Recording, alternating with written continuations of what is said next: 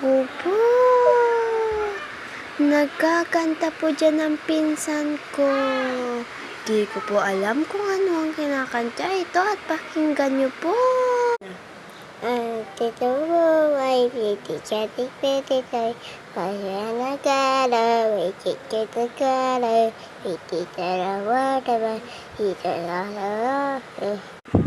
Ayan po ang kinakanta niya. I-comment nyo na lang po kung ano yun, no? At yan po, lumabas po siya. At pumunta agad siya dito kasi alam niya nag-video ako. Ayan, napalabas na po kami. Ayan, at tingnan nyo lang po. Ayan, at palubat na po yung cellphone. Muntikan pa nga po ako dyan madisgrasya eh.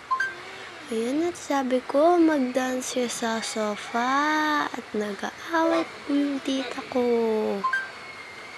Ayan, at tignan nyo po, ganon din po yung kinakanta niya.